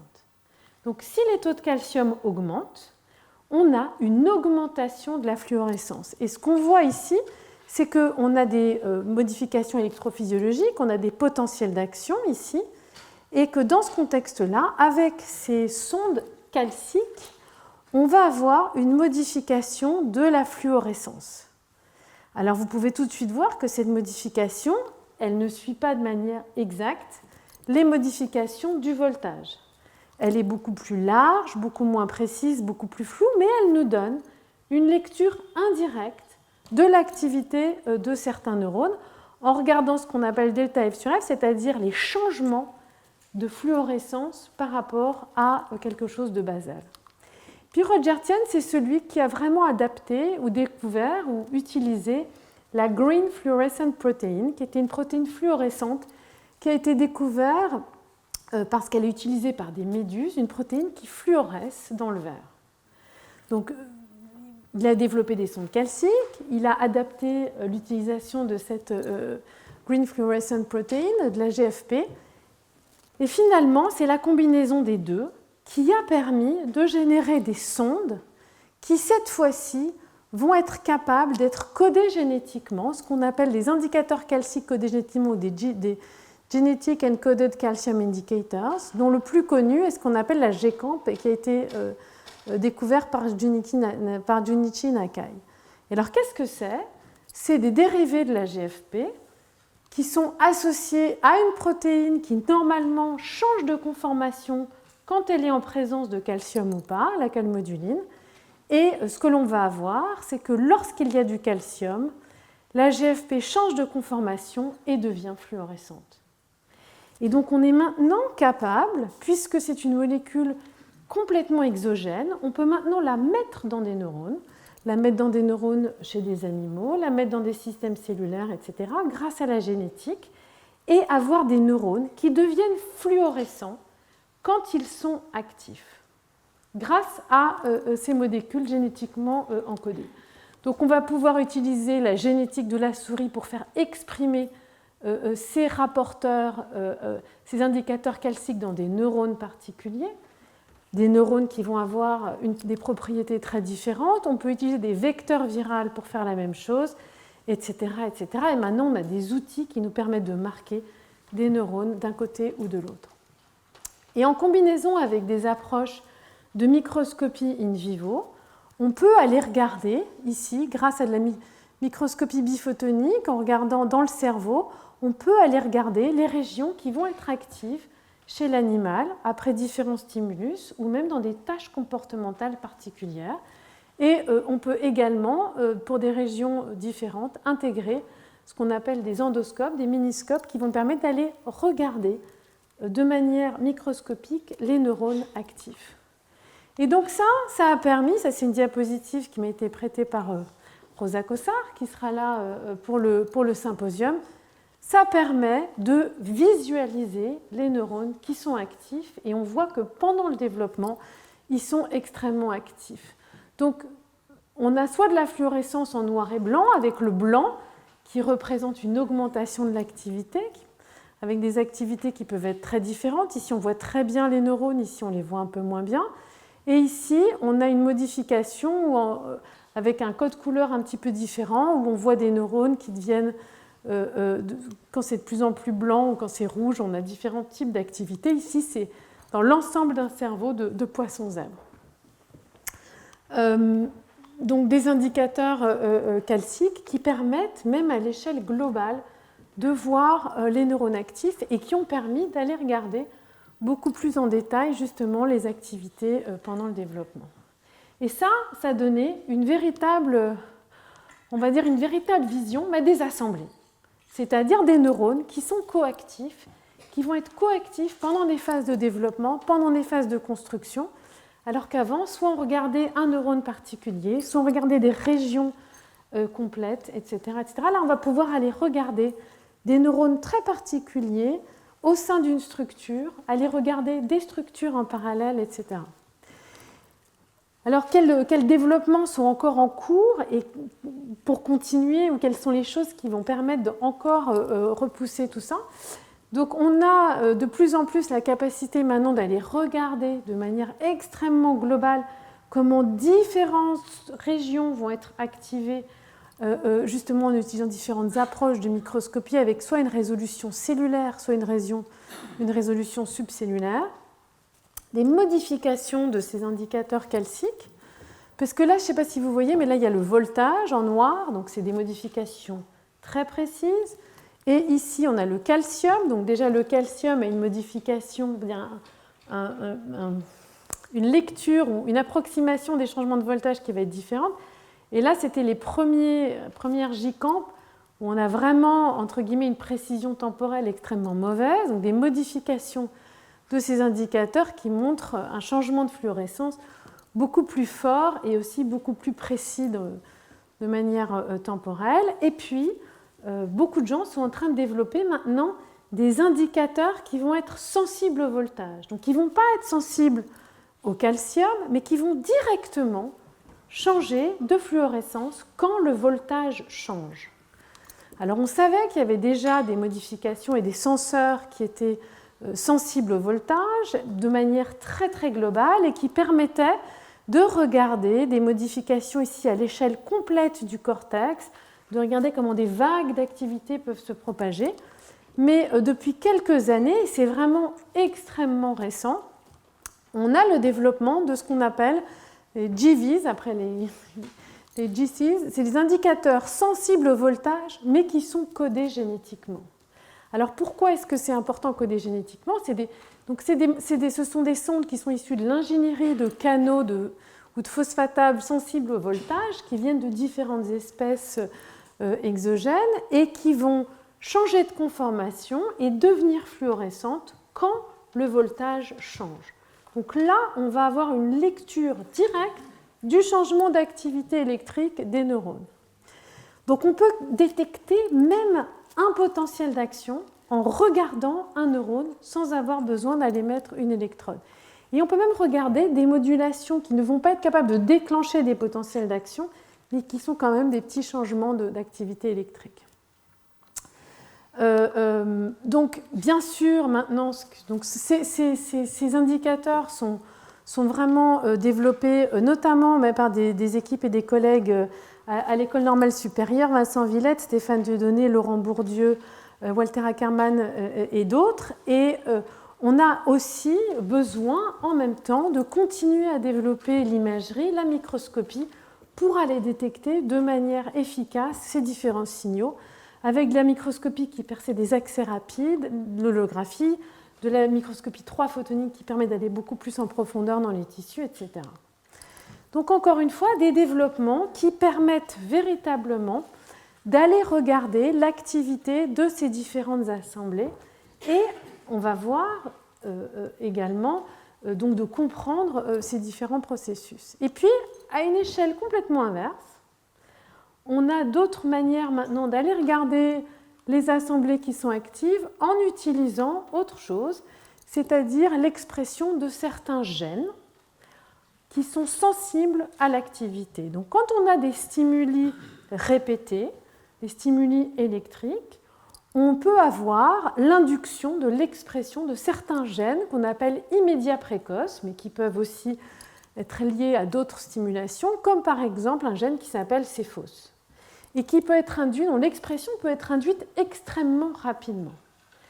Donc ça va être, entre guillemets, une autre manière ou un autre outil pour aller regarder quels neurones sont actifs dans des contextes particuliers. Alors là, c'est quelque chose, une conséquence, on va dire, en aval de l'activité électrique. Mais on peut aujourd'hui, par exemple, aller regarder dans des comportements particuliers ou suite à des comportements particuliers, les neurones qui vont être positifs pour CEPHOS, faire des reconstructions complètes des cartes de neurones CEPHOS, donc d'aller regarder ça à l'échelle globale du cerveau. Et on peut aussi utiliser des modèles génétiques qui vont permettre de marquer à un moment donné des neurones qui ont exprimé CEPHOS, donc en réponse à l'activité, et qui ensuite ne l'expriment plus. Donc des approches, on va dire, diverses, mais qui ont complètement changé la manière dont on peut aller regarder comment des neurones sont actifs, coactifs, des assemblées à l'échelle des circuits. Et puis, bien sûr, et ça j'en parle pas, mais encore énormément de changements d'imagerie, notamment d'imagerie chez l'homme. Alors une autre mutation ou révolution, ça a été de pouvoir manipuler cette activité. Parce que maintenant qu'on pouvait la voir, on voit, comme quand on voit en imagerie fonctionnelle, des régions coactives, mais pour tester la fonction de cette activité, maintenant il faut aller la perturber. Soit stimuler cette activité, soit l'inhiber. Et là encore, on a eu une vraie révolution qui a commencé, encore une fois, par l'idée qu'on pouvait aller moduler l'activité avec la lumière. Ce qu'on a appelé, et ce qu'on appelle encore, des approches d'optogénétique. Alors qu'est-ce que c'est ? Normalement, pour faire une stimulation électrique, on peut mettre une électrode et on va stimuler les neurones qui sont présents sous cette électrode. L'idée derrière l'activation optogénétique ou l'inhibition optogénétique, c'est d'utiliser la lumière qui va moduler, on va dire, l'excitation uniquement dans ce neurone qui contient une sonde particulière qui va être activée, et de manière inverse, ce neurone qui va être à ce moment-là inhibé. Alors comment est-ce qu'on peut faire ça ? Et donc ça, c'est des techniques qui ont vraiment été développées dans les années 2010. Donc c'est des choses qui sont... Toutes ces approches, on va dire, ont une dizaine d'années et ont permis de regarder les circuits et de venir les moduler après. C'est en utilisant notamment des opsines microbiennes, c'est-à-dire des composés qui sont soit des canaux qui vont s'ouvrir en réponse à la lumière pour faire passer des ions, puisque je vous ai dit que les changements de potentiel de membrane dans les neurones sont liés à l'entrée ou à la sortie de certains ions.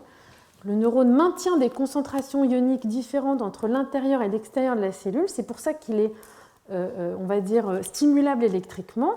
Et quand on stimule avec la lumière ces canaux, on va avoir ouverture, passage d'ions et activité du neurone.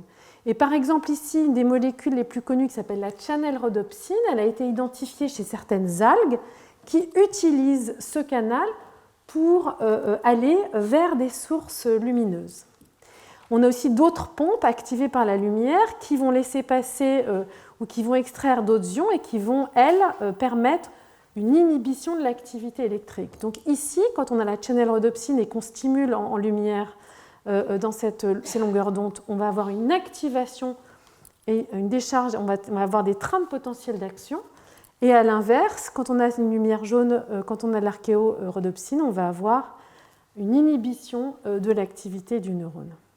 Donc en utilisant les mêmes techniques de microscopie, d'imagerie, on peut maintenant aller venir stimuler ou inhiber sélectivement certains neurones dans les circuits cérébraux. Et comme ces molécules sont des molécules entre guillemets exogènes, on peut venir, encore une fois, avec les outils génétiques, chez la souris ou avec des marqueurs viraux, pour venir marquer uniquement certains neurones, pour marquer uniquement des neurones dans une certaine région, pour aller stimuler uniquement leur terminaison nerveuse dans la structure qu'ils innervent, ou pour venir moduler, activer certains neurones et en inhiber d'autres dans la structure qui cible, et aller vraiment disséquer la fonctionnalité des différents circuits. Alors ces approches optogénétiques, ça a vraiment permis ces 10 dernières années d'aller regarder en quoi l'activité de certains neurones peut contrôler ou moduler certaines propriétés ou certains comportements. En ce qui concerne le développement très précoce, ça a été aussi bien utilisé, mais c'est compliqué d'aller illuminer, on va dire, ou venir stimuler avec la lumière, par exemple, des embryons en développement. Alors, il y a d'autres approches qui ont été développées plus récemment, et notamment ce qu'on appelle la chémogénétique. Alors, de manière très globale, qu'est-ce que c'est que la chémogénétique ? On utilise des récepteurs qui sont normalement qui vont conduire à l'activation ou à l'inhibition de certains neurones. Ici, par exemple, le récepteur muscarinique de l'acétylcholine, qui a un ligand endogène. Et on va faire de l'ingénierie de ce récepteur pour changer la molécule qui va se fixer dessus et qui va permettre de conduire à l'activation du neurone. Et alors, pourquoi est-ce que c'est important ? Puisque l'acétylcholine, par exemple, est présente et est un neurotransmetteur qui est présent dans le corps, qui va pouvoir conduire à exciter ou à inhiber certains neurones, donc on ne veut pas ça. ce qu'on peut faire maintenant avec ces neurones, ces récepteurs modifiés, c'est qu'on peut fournir des ligands exogènes qui sont normalement pas reconnus par des récepteurs présents chez les individus pour venir exciter ou inhiber certains neurones. Et donc on a plusieurs approches, ce qu'on appelle des récepteurs qui sont activés par ces ligands exogènes, chémogénétiques, mais on peut aussi venir utiliser des molécules qui vont être constitutivement actives, comme certains canaux ou certaines toxines qui vont inhiber le relargage, la toxine tétanique, qui vont inhiber le relargage de neurotransmetteurs et venir complètement bloquer l'activité de certains neurones. Là encore, en utilisant la génétique, on va pouvoir bloquer l'activité de certaines terminaisons et pas d'autres. Donc on a maintenant toute une palette d'outils pour aller regarder l'activité, pour aller la moduler, pour la modifier. Et ça a complètement changé finalement la capacité d'aller interroger les circuits et l'activité. Et donc, c'est des développements technologiques qui sont, on va dire, de récents à extrêmement récents et encore en cours d'adaptation. Alors, on a vu que finalement, l'activité était au départ vraiment associée à une dissociation entre, on va dire, un rôle postnatal dans les périodes critiques, dans l'apprentissage, et que finalement, le développement très précoce, on avait l'idée que c'était quelque chose d'uniquement ou de plus généralement lié à des programmes génétiques, cellulaires, qui permettaient un câblage indépendant de l'activité. Et en fait, dans cette dernière partie, et j'ai un tout petit peu accéléré parce qu'à 18h, il y a une table ronde de jeunes chercheurs du Collège de France dans le contexte de la semaine du cerveau, vraiment pour répondre à toutes les questions sur la vie cachée des neurones. Donc si ça vous intéresse, je voudrais essayer de finir un tout petit peu plus tôt pour ceux qui veulent aller regarder cette table ronde qui a lieu à 18h en salle 2. Donc voilà, donc j'ai un tout petit peu... j'espère que c'était quand même clair. Donc, mais voilà, on va passer à la dernière phase qui est que finalement, on sait maintenant qu'il y a des phases d'activité extrêmement précoces, notamment dans l'embryon, dans les phases anténatales, qu'on a bien pu caractériser, et je ne vais pas parler de l'origine de ces activités ou de ce qu'on sait, de ce qu'elles font sur les circuits, je vais juste le mentionner, mais on verra ce qu'elles font sur les circuits, sur l'émergence d'écarts, sur l'émergence de circuits fonctionnels dans les 3 autres cours à venir, mais vous décrire finalement qu'est-ce que c'est que cette activité spontanée et pourquoi finalement on ne l'avait pas regardée ou peu regardée alors qu'on connaît son existence depuis extrêmement longtemps.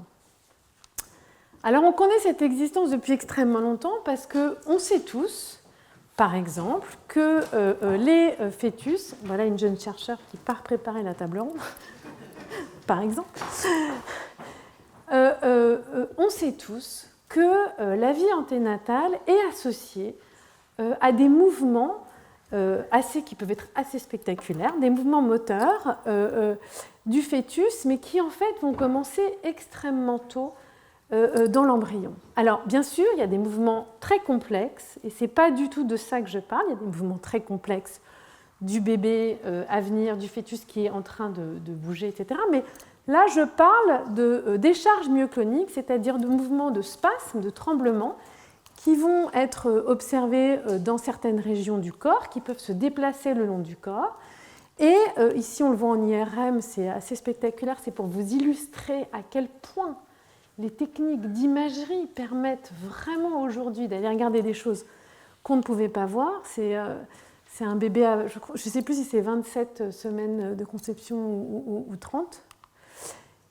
Mais on a des mouvements qu'on peut détecter de manière extrêmement précoce dès la 8e semaine de gestation. Ici, c'est en échographie, mais on peut trouver aussi en IRM, donc des mouvements extrêmement précoces. Et en fait, c'était des choses qui étaient déjà connues. Hippocrate disait on peut sentir, en général, les femmes enceintes peuvent sentir les premiers mouvements à une certaine période, mais il soupçonnait que déjà 2 à 3 semaines avant ça,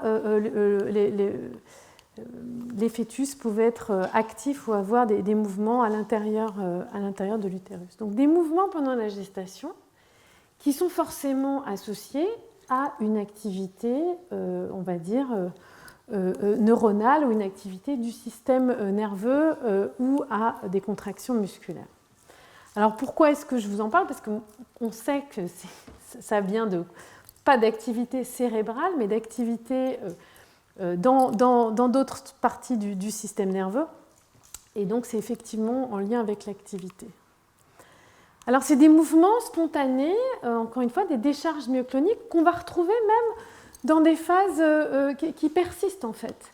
Donc ici c'est accéléré 10 fois, c'est un bébé qui a 2 semaines, c'est encore une diapositive de Rosa Kossar, où on voit pendant le sommeil du bébé des petits mouvements, des spasmes, des mouvements qui sont associés comme ça. Et on peut avoir aussi des mouvements beaucoup plus complexes. On a souvent des bébés qui font des grands mouvements comme ça. Ah, ça ne marche plus. Alors, est-ce que ça marche? Voilà. Et c'est des choses qu'on va retrouver, par exemple, ici, c'est un petit raton vraiment très, très, très petit en train de dormir, où on retrouve exactement des mouvements associés. Donc on a des mouvements spontanés qui sont présents au niveau du corps, et en fait c'est des mouvements qui avaient été très très bien observés dès 1883, je crois, donc au moment où l'eugénisme était à peu près découvert. Donc William Preyer, qui a découvert ou a introduit le terme de mécanosensibilité, qui disait que les embryons, la motilité et la sensibilité, et qui a le premier décrit ces mouvements très particuliers qui existent très tôt dans l'embryon. Et c'est vraiment, oula, il y a une faute, Victor Hamburger, qui a... Oh, pas du tout, voilà, excusez-moi, Victor Hamburger, qui a vraiment identifié et regardé l'origine de ces mouvements. C'était un grand embryologiste qui a énormément travaillé sur l'embryon de poulet. Donc on peut ouvrir l'œuf de poulet et aller regarder ce qui se passe et manipuler. Et les travaux de Victor Hamburger, donc, excusez-moi, on voit ici des mouvements, c'est une vidéo qui a été donnée par le laboratoire de Jean-Marie Monjean. Et en fait, on a ces mouvements. Et ce que les travaux de Victor Hamburger ont pu montrer, c'est que en fait, cette activité était liée à des décharges d'activité neuronale spontanée dans les motoneurones, dans la moelle épinière, qui induisaient des contractions périphériques musculaires. Donc sans aucun stimulus, sans aucune activité cérébrale, on a directement des contractions musculaires et des mouvements qui sont induits au niveau périphérique, et ce dès des stades extrêmement précoces. Et il a été capable de mesurer l'activité dans la moelle épinière et de voir donc cette activité très, très, très précoce. Alors, de nombreux travaux ont permis de montrer qu'il y avait probablement une initiation au niveau du tronc cérébral, mais c'est quand même des choses qui sont périphériques, qui ne viennent pas du cortex, qui ne viennent pas des régions antérieures. Et puis, vraiment, on va dire, une activité très précoce dans un grand nombre de circuits associés aux fonctions motrices, dont les travaux de Victor Hamburger et aussi d'autres gens ensuite ont permis de montrer que c'était important pour câbler tous les circuits associés aux fonctions motrices. Et par exemple, dans les circuits moteurs un petit peu clés qui ont été bien montrés, c'est l'existence dès des stades assez précoces d'activité rythmique dans ce qu'on appelle des générateurs centraux du rythme.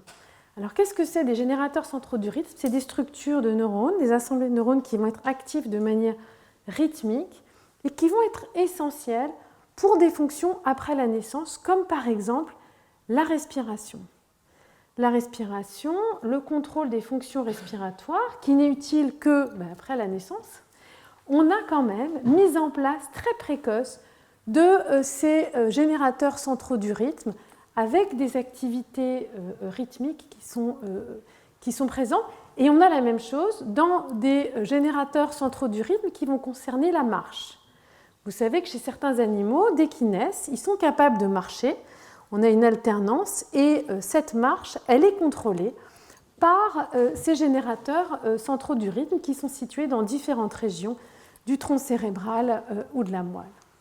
Donc quelque part, on a des neurones spontanément actifs, très tôt, indépendamment de stimuli sensoriels ou de réponses adaptées, et qui vont préfigurer l'activité qu'on va avoir par la suite chez les animaux après la naissance.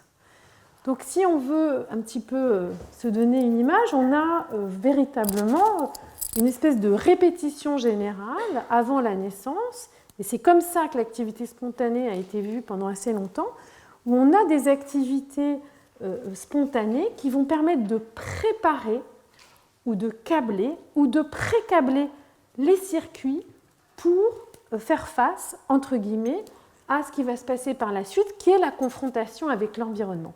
Et puis l'activité issue de l'environnement va cette fois-ci remodifier, remoduler,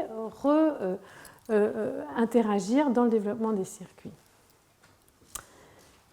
Alors, on a des mouvements spontanés, on a des mouvements spontanés périphériques, et on sait que les mouvements, de manière générale, chez l'adulte ou chez l'enfant, ont cette capacité qui est d'induire ce qu'on appelle une réafférence sensorielle. C'est-à-dire quand on fait un mouvement, on sent en même temps ce qui est associé à ce mouvement, et on a une activation des voies sensorielles associées qui va permettre à chaque fois, dans un contexte d'essai et d'erreur, d'adapter le mouvement moteur et qui va être essentiel dans les phases d'apprentissage motrice. Donc ce qu'on peut se demander, c'est est-ce que ces mouvements spontanés au départ, ces mouvements qui sont déclenchés par l'activité de neurones dans la moelle épinière ou dans le tronc cérébral et qui déclenchent des mouvements, si on sait que ça ne vient pas des régions centrales, mais est-ce que ces mouvements ne peuvent pas, eux, avoir un effet instructif sur le développement, cette fois-ci, des voies sensorielles et de la perception. Et donc en fait, pour aborder cette question, il faut revenir un petit peu sur la manière dont les voies sensorielles sont organisées. Donc je vous ai dit dans la rétine, pour la voie sensorielle visuelle, on a ici la rétine, donc l'information sensorielle, le thalamus et le cortex, ce qu'on voit ici schématisé de manière différente. Et en fait, toutes les voies sensorielles sont calquées d'une manière assez similaire, en dehors de l'olfaction, dont je ne parlerai pas, mais on peut en parler. L'activité auditive est relayée par différents noyaux avant d'atteindre des noyaux également situés dans le thalamus, mais qui sont différents, des noyaux visuels, et ensuite relayés vers une autre région du cortex, qui est le cortex auditif. Donc on a toujours une ségrégation des voies sensorielles qui passe par des noyaux différents et qui va dans des régions différentes, qui vont ensuite faire des cartes différentes. Et puis, pour l'activité sensitive, somesthésique, sensorielle, dont je parlais, on a des relais dans le tronc cérébral qui vont aller vers d'autres noyaux thalamiques et vers des régions corticales, d'autres régions corticales. Donc la question, c'était finalement, est-ce que les mouvements autogénérés vont être relayés dans ces voies sensorielles et avoir une influence. Et en fait, quand on regarde chez le rongeur, on voit qu'effectivement, dès des stades très précoces, on a une activité dans le cortex sensoriel qui va être largement corrélée par les mouvements du corps et ces mouvements myocloniques. Et on est également capable, en faisant des EEG chez des petits bébés ou chez des enfants prématurés, donc c'est des procédures qui ne sont pas du tout intrusives. On place en fait des électrodes sur le crâne du bébé et on peut mesurer les modulations d'activité EEG. Et je ne sais pas si vous voyez, mais on a une activité qui est directement corrélée au mouvement et aux décharges myocloniques qu'on peut voir chez le bébé.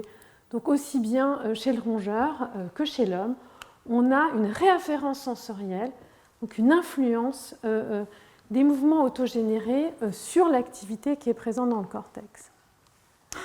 Donc ça a ouvert, et ça c'est des choses très bien en amont ou bien avant l'expérience, on va dire, associée au fait que le bébé ou l'animal va être confronté à des stimuli, par exemple, des stimuli externes.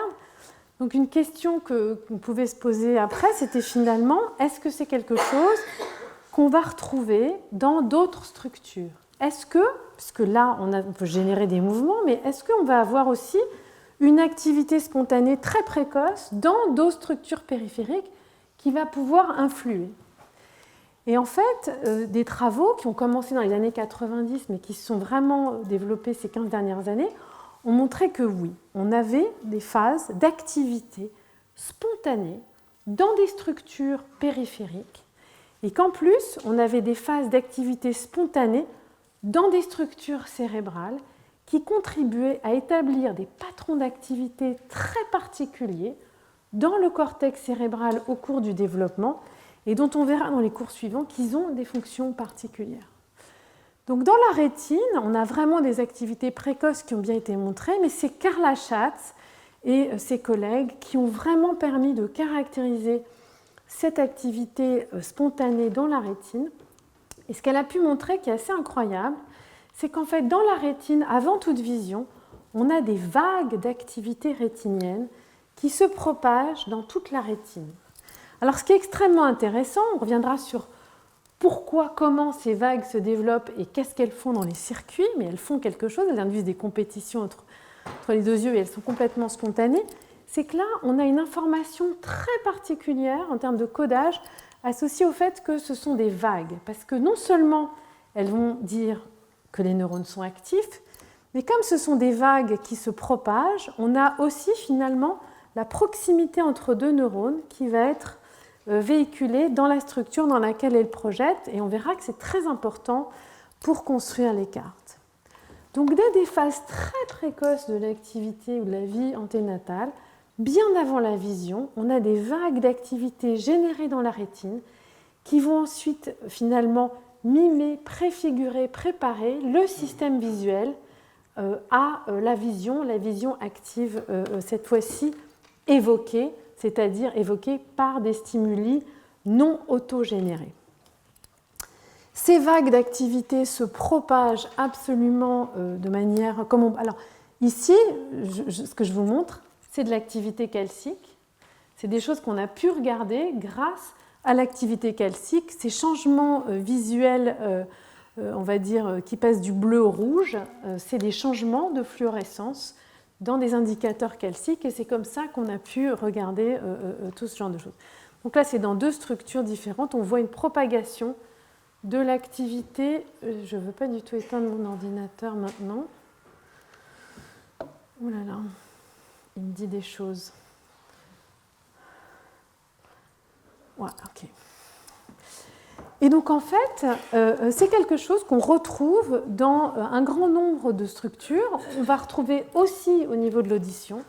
On a des vagues spontanées d'activité, de décharge de neurones situés dans la cochlée. Donc ici, on a différentes vagues qui sont bien avant les stimuli visuels dans la rétine, également dans le système auditif, et puis les mouvements autogénérés dans le système somatosensoriel. Et donc ça a donné l'idée que ces vagues spontanées, comme je le disais, préparaient, et ça c'est vrai, préparent les circuits, les raffinent, les remodèlent, mais préparent les circuits à quelque chose qui va être la vision et la modification, enfin la perception visuelle. Et donc là, on avait déjà finalement quelque chose d'assez intéressant, qui est que avant la naissance, le cerveau génère, enfin le corps génère de manière spontanée des stimuli pour commencer à préparer et à intégrer l'information au niveau des circuits. Donc ça, c'est quelque chose d'intéressant. Quand on pense au cerveau comme un ordinateur qui traite de l'information, en fait, ce n'est pas du tout ça. C'est une structure qui traite de l'information, mais qui en même temps autogénère une activité qui va pouvoir comparer finalement en permanence l'activité autogénérée avec la confrontation avec l'environnement. Donc, comme une observation majeure de tout ça, c'était que, mais en fait, il y a énormément d'activités spontanées ou très précoces dans les circuits. Les gens ont commencé à regarder, à se dire, mais finalement, est-ce qu'il y a d'autres activités spontanées, par exemple, dans le thalamus? Parce que ce qu'il faut savoir, c'est que dans ces voies sensorielles, la périphérie se câble sur le thalamus relativement tard. Par contre, les connexions entre le thalamus et le cortex sont là assez tôt dans le développement, et ensuite uniquement la périphérie se branche dessus. Et donc en fait, ça c'est des travaux, vous voyez, 2017, 2019, 2021, là c'est très récent, c'est vraiment très récent. Je ne sais pas si vous pouvez le voir, mais ont été identifiées des vagues, là aussi, d'activité spontanée dans le thalamus, donc une structure centrale, qui se propage dans les régions corticales. Et on verra dans le cours prochain que ces vagues d'activité thalamique se propagent d'une certaine manière et vont être importantes pour l'organisation corticale des circuits. Donc là, on a une préparation, pas uniquement une préparation, on va dire, à des choses qui vont ensuite se passer par la suite et qui vont être perçues. On a de l'activité très précoce, y compris au niveau des structures cérébrales, associée au développement de structures qui vont être connectées. Alors, on a de l'activité périphérique, on a de l'activité au niveau du thalamus, bien sûr. On peut se poser la question de mais qu'est-ce qui se passe à la fin au niveau du cortex cérébral, qui sont les structures, entre guillemets, qui nous intéressent. Quand on suit l'activité au niveau du cortex cérébral, qu'est-ce qu'on voit? Et alors là, ce qu'on voit est tout à fait intéressant, dans le sens où on a également, au niveau des circuits corticaux, et ça a été bien montré, une activité intrinsèque avant que l'activité thalamique n'arrive. On a des neurones qui vont être spontanément actifs et qui vont être actifs de manière asynchrone. Et puis, certains neurones vont être reliés par ce qu'on appelle en anglais des gap junctions, des jonctions communicantes. Et l'activité électrique peut se propager à ce moment-là d'un neurone à l'autre sans qu'il y ait formation de synapses. Et à ce moment-là, on va commencer à avoir des patrons d'activité très particuliers où on va trouver des neurones connectés par des jonctions qui vont être coactifs. Donc tout ça se passe avant l'arrivée de connexions thalamiques ou de stimuli périphériques comme par exemple les vagues rétiniennes d'activité spontanée et bien avant l'activité qui va être stimulée de manière sensorielle externe par exemple. Et donc on a des patrons d'activité très différents. Ici dans les circuits corticaux, je voudrais juste souligner qu'il y a des neurones de types différents, parce qu'on y reviendra, des neurones excitateurs, glutamatergiques et des neurones GABAergiques qui peuvent être excitateurs ou inhibiteurs en fonction du moment où on regarde, mais donc des neurones de types différents. Et puis, on a l'arrivée des afférences thalamiques, et donc ils vont commencer à véhiculer une information, d'abord spontanée du thalamus, et là on va avoir un changement d'activité qui est associé au fait que certains neurones sont stimulés et donc vont répondre à ces vagues d'activité, mais vont aussi intégrer l'activité qui vient du thalamus avec leur propre patron d'activité. Puis on a des oscillations gamma embryonnaires, différentes modulations, et puis on va avoir une maturation des synapses et des connexions nerveuses, celles qui viennent du thalamus, mais une maturation, une formation de synapses entre les neurones corticaux, puis l'intégration de différents types de neurones, et progressivement, on va passer à une activité de type mature. Et donc là, on voit qu'on a des séquences de patrons d'activité extrêmement différents qui vont émerger de plusieurs facteurs.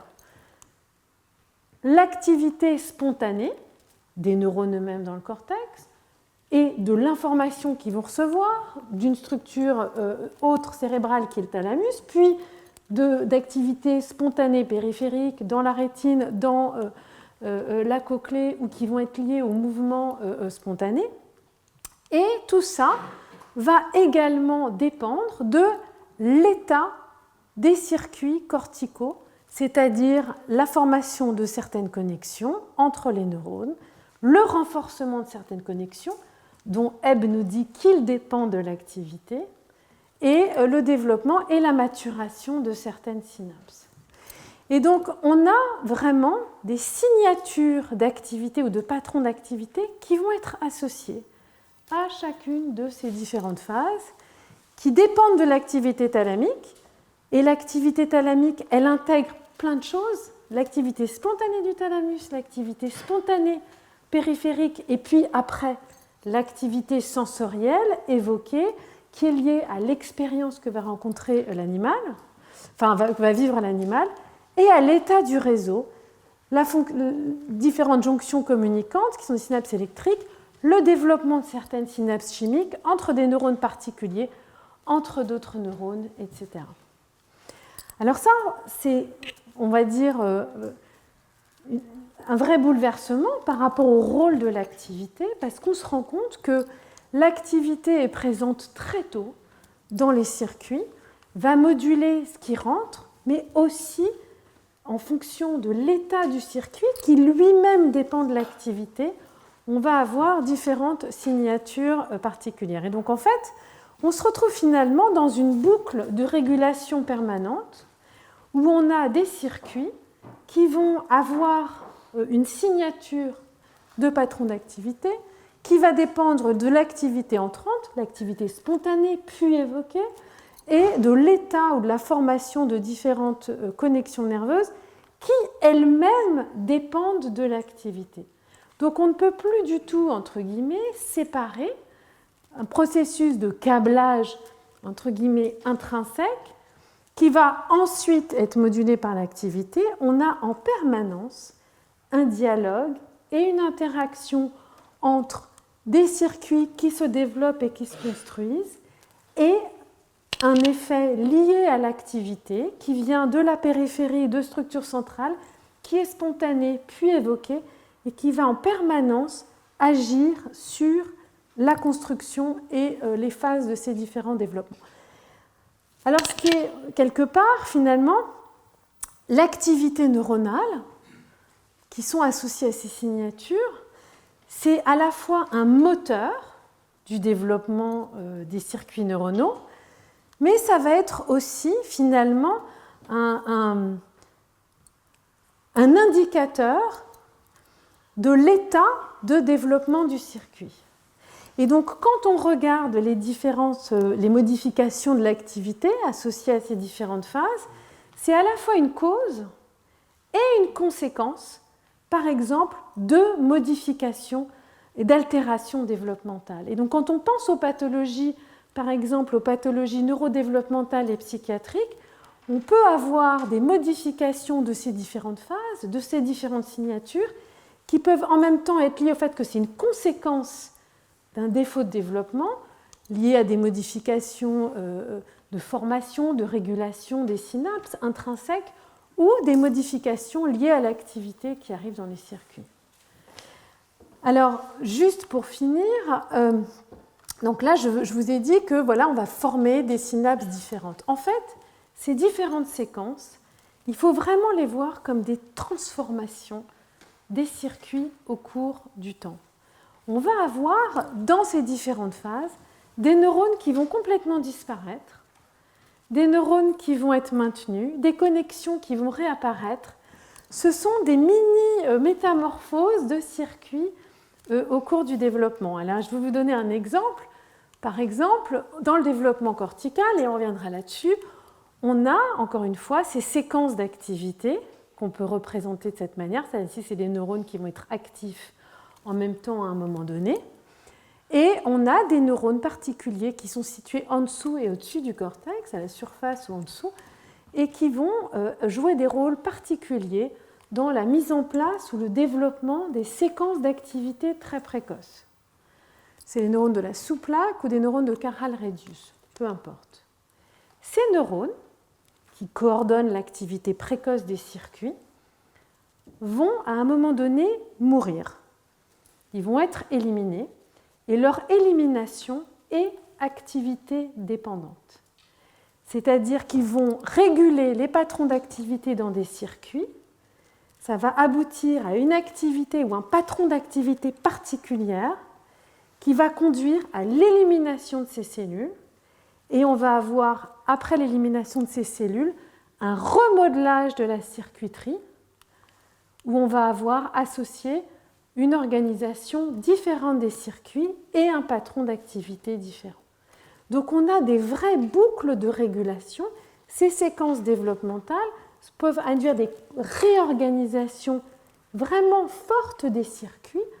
Et donc on n'a pas entre guillemets, uniquement un effet de l'activité dans la préparation des circuits à une activité, on va dire, future ou postnatale. On a vraiment l'activité qui va être un acteur et en même temps, on va dire, permet d'évaluer, mais un acteur de différentes phases de construction des circuits qui sont séquentielles. Alors, pour résumer ce cours, en fait, ce qu'on a vu, c'est que finalement, d'une vision où on avait l'activité évoquée, sensorielle, liée à l'expérience, qui était très importante pour des périodes critiques, qui peuvent induire des modifications des circuits, pendant une phase du développement très particulière, qui peut induire des changements, on va dire, permanents ou définitifs, et puis cette activité évoquée qui plus tard est essentielle pour l'apprentissage.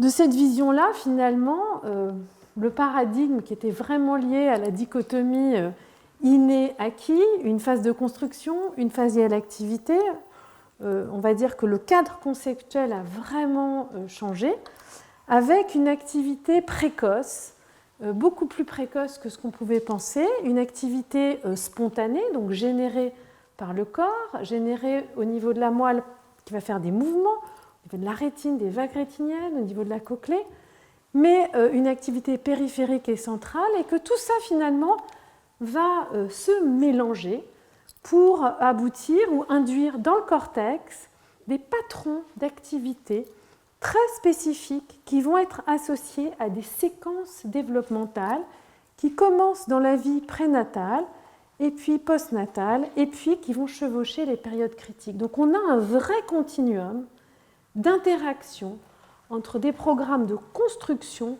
et une influence de l'activité neuronale dès les phases précoces du développement.